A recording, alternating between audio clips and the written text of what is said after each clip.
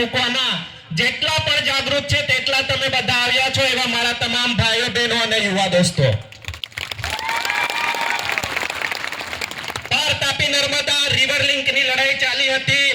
16 જેટલી અનંતભાઈ પટેલની આગેવાનીમાં અમે રેલીઓ કરી અને એમાં સરકારને ઘૂંટણે પાડી દીધેલું. તમે પણ વિશ્વાસ રાખજો, હવે પણ આપણે સરકારને ઘૂંટણે પાડી દઈશું.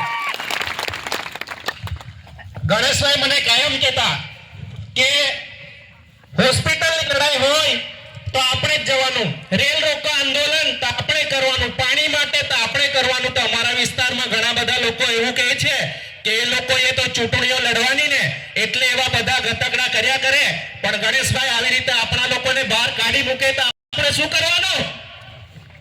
લડી લેવું પડે ને. ગોળ જવાબ આપીને આપણને એનો જવાબ આપ્યો નહીં, પરંતુ એનાથી તાકીને અમે બેસી નથી રહેવાના.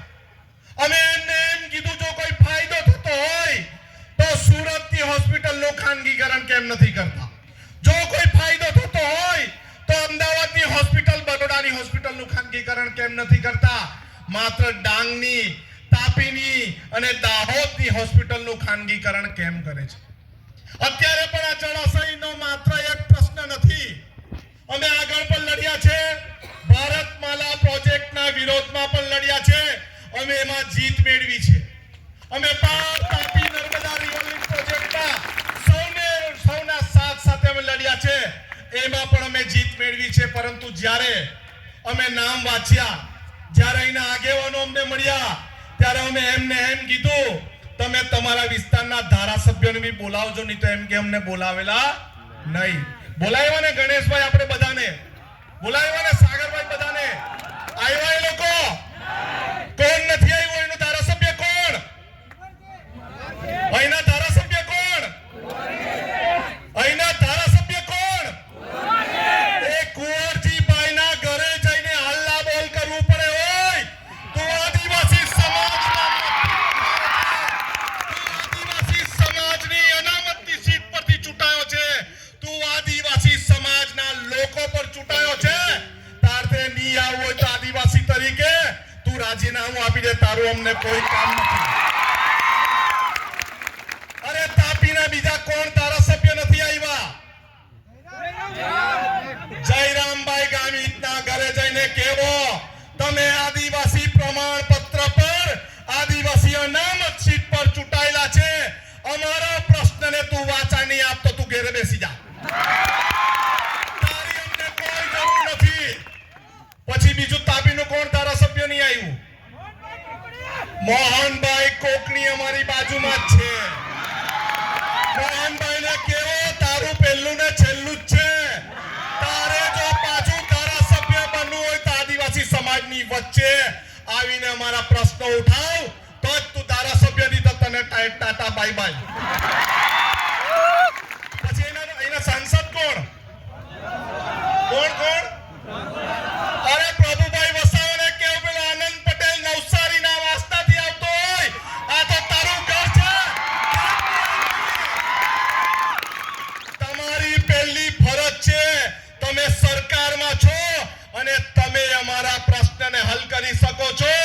તમે જો નહીં આવવાના હોય તો બીજી વાર મારા ગામમાં તમે પગ મૂકશો નહીં. આ બધા જ નારંગી ગેંગને કહી દેવાની જરૂર છે. હવે જો આવ્યા તો તમારું જ્યુસ બનાવીને અમે પી જવું. અમને એવા નેતાની જરૂર નથી જે પાર્ટીના હાથ નીચે દબાઈને આપણને લૂંટવાનું કામ કરે. આપણને એવા નેતાની જરૂર છે સમાજ બોલાવે ત્યારે તાપ તડકામાં પણ અહીંયા બેસીને આપણને સમર્થન આપે. અને આજની આ સભા એના આગેવાનોને કેવું છું, આ છેલ્લી સભા નથી. હજુ તો લડાઈ આક્રોશની શરૂઆત થઈ છે. હજુ તો સોનગઢ આપણે ભરવાનું છે. ભરશો ને? સોનગઢમાં જઈને મામલતદારને આવેદન પત્ર આપવાનું છે. આપશો ને? સોનગઢમાં જઈને તાના લોકોને બતાવવાનું છે અમે જે માછલી પકડીએ તે તમે ખાતા છો. અહીંયા રાકેશભાઈએ કીધું કે રેતી અમારી, કપચી અમારું, પાણી અમારું. પણ રાકેશભાઈને બીજી બી વાત કરો, અમારી બહેનો પશુપાલનનો વ્યવસાય કરીને દૂધ જે લે છે ને, એ દૂધ સુમૂળ વાળા ચા પી છે. એ દિવસ તમે દૂધ ભરવાનું બંધ કરી દેવ ને તો એ લોકોનો ચા બી હવારમાં મળતી બંધ થઈ જવાની. તમારે આદિવાસી સમાજની મહેનતથી બનાવેલા રસ્તા પર ચાલવું છે. તમે આદિવાસી સમાજના મજૂરોની મહેનતથી બનાવેલા ઘરમાં રહેવું છે. તમે આદિવાસી સમાજની મહેનતથી બનાવેલા ડેમોનું પાણી પીવું છે. પરંતુ આદિવાસી સમાજના હક અને અધિકાર માટે બોલવું નથી. એવા લોકોને ઓળખી લેવાની જરૂર છે અને એવા લોકોને ઓળખીને બતાવી બી દેવાની જરૂર છે કે આદિવાસી સમાજની તાકાત શું છે, આદિવાસી સમાજનો પાવર શું છે. અત્યારે જે વાત કરી રાજભાઈ, વાત કરી આપણને જય આદિવાસી, જય જોહાર. આજની જન આક્રોશ મહાસંમેલનમાં ઉપસ્થિત અમારા સાથી અને સિનિયર ધારાસભ્ય આનંદભાઈ પટેલ, પૂર્વ ધારાસભ્ય આનંદભાઈ ચૌધરી, સુનિલભાઈ ગામી અને મંચસ્થ પહેલી હરોળમાં બેઠા, બીજી હરોળમાં બેઠેલા તમામ યુવા સાથીઓ, વડીલો અને માતા બહેનો, સાથે સાથે અમારી સામે ઘણા સમયથી બેઠેલા વડીલો, યુવાનો અને માતા બહેનો, બધા જ માટે એકવાર આપણે જોરદાર તાળીઓ પાડી લઈએ. સાથીઓ, આ પૃથ્વી પર ઇતિહાસકારો એવું માને છે કે 60 લાખ પહેલા માનવ સભ્યતાની શરૂઆત થઈ હશે. 50,000 વર્ષ પહેલા માનવીની શારીરિક અને માનસિક વિકાસની શરૂઆત થઈ હશે. લગભગ 10 થી 15,000 વર્ષ પહેલા આ પૃથ્વી પર ખેતીની શોધ થઈ અને ખેતીની શોધની સાથે સાથે બીજા વિદેશી લોકોના આક્રમણો થયા. કહેવાનો મતલબ, આપણે એ સભ્યતામાંથી આવીએ છીએ, એ સમુદાયમાંથી આવીએ છીએ. આદિ અનાદિ કાળથી વસનારો આદિવાસી સમાજ, એ સભ્યતામાંથી આપણે આવીએ છીએ. એ હું નથી કહેતો, એ ઇતિહાસકારો કહે છે. તમે જોઈ લો, તમે હડપ્પાની સંસ્કૃતિની વાત આવે એમાં આપણા અવશેષો મળે છે. મેસોપોટેમિયા સંસ્કૃતિની વાત આવે એમાં આદિવાસીના સભ્યતા અને અવશેષો મળે છે. એ સભ્યતા અને સંસ્કૃતિ, એ સમાજમાંથી આવીએ છે.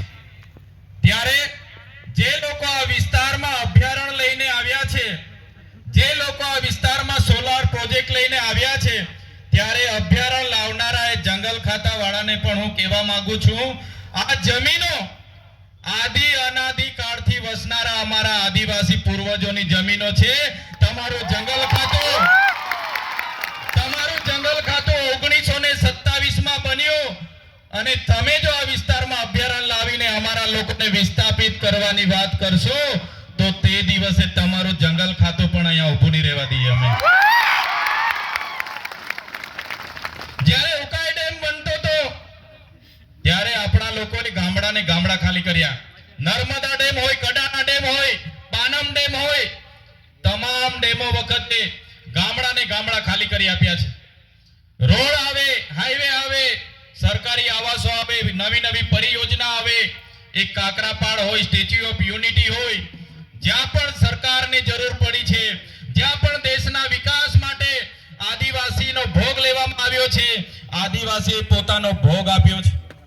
ત્યારે આજે સોલાર પ્રોજેક્ટના નામે જે આપણો આદિવાસી ત્યાં પોતાનું જીવન ધોરણ જીવે છે, એ માછલી પકડવાની પ્રવૃત્તિ, એ સહકારી મંડળીઓ પર જ્યારે તરફ મારવાની વાત આવે ત્યારે તમને અમે આશ્વાસન આપવા માટે આવ્યા છે, તમે એકલા નથી. એ દિવસે ખાલી અહીંથી આહવાન કરજો, અમે ડેડિયાપાડા તો ખરા જ, અંબાજીથી ઉમરગામ સુધીના આદિવાસીઓ અહીંયા બધા ભેગા થયા. ક્યાર સુધી વિસ્થાપિત થશો? આજે પૂરા દેશમાં 1,40,00,000 આદિવાસીઓ આજે ભટકે છે. જુદા જુદા પ્રોજેક્ટોના નામે આજે 1,40,00,000 લોકોને પોતાના ગામ, પોતાના સમાજ, પોતાના સંસ્કૃતિથી છીન ભીન થઈ જવું પડ્યું છે. આજે આપણા વિકાસની વાત આવે ત્યારે આ સરકાર, મોંઘી સરકાર સાંભળતી નથી, પણ આદિવાસીઓના ભોગે, ઉદ્યોગપતિઓના વિકાસમાં સરકાર માને છે. ત્યારે સાથીઓ, એક થવાની જરૂર છે. આજે તમારો વારો છે. વ્યારાવાળાનો વારો આવશે. આવનારા દિવસોમાં કેવડિયાવાળાનો માલ સામોટ હોય, સાપુતારા હોય, જે પણ પ્રોજેક્ટો આવે છે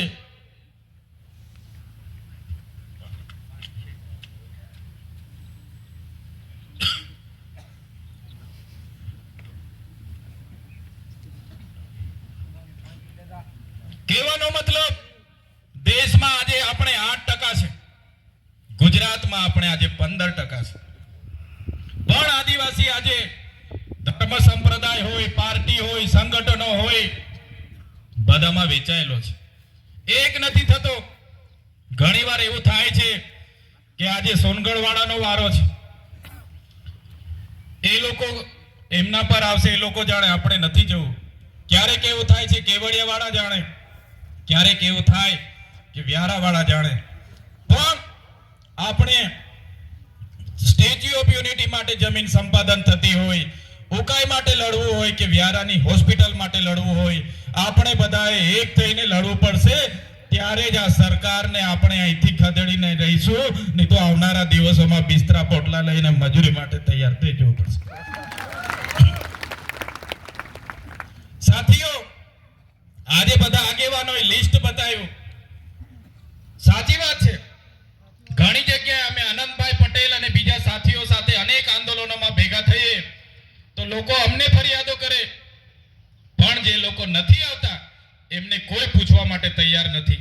ત્યારે જે સ્થાનિક લોકો આપણા જાતિના સર્ટી પરથી ચૂંટાઈને જાય છે, આપણું પ્રતિનિધિત્વ કરવા માટે આપણે વિધાનસભા અને લોકસભામાં મોકલીએ છીએ, પણ આપણું પ્રતિનિધિત્વ કરવાને બદલે પાર્ટી વશ થઈને જાય છે.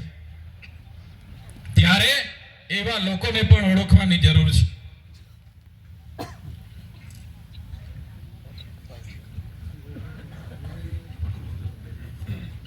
રાતે ગાંધીનગર થી મોડા આવ્યા છે એટલે ઉજાગરાના લીધે થોડું ઘણું બેસી ગયું છે. કાલે વ્યારાનું આમંત્રણ હતું. આનંદભાઈ પટેલ સાહેબ અને મને બહુ જ આગ્રહ કરતા હતા, પણ વિધાનસભાના સત્રની સાથે સાથે ટ્રાઇબલ એડવાઇઝરી કમિટીની પણ સાંજે બેઠક હતી, સાથે સાથે અત્યાચાર નિવારણની પણ સાંજે બેઠક હતી, તકેદારી અને મોનિટરિંગની. એટલે મોડા આવ્યા, એટલે થોડા ગળામાં પણ પ્રોબ્લેમ છે, મને માફ કરજો. પણ અમે તમારી સાથે છે. તમે જ્યાં પણ આહવાન કરશો ત્યાં અમે અમારી પૂરી સેના સાથે તમારી સાથે આવીને ઉભા રહીશું. ક્યાં સુધી આઝાદ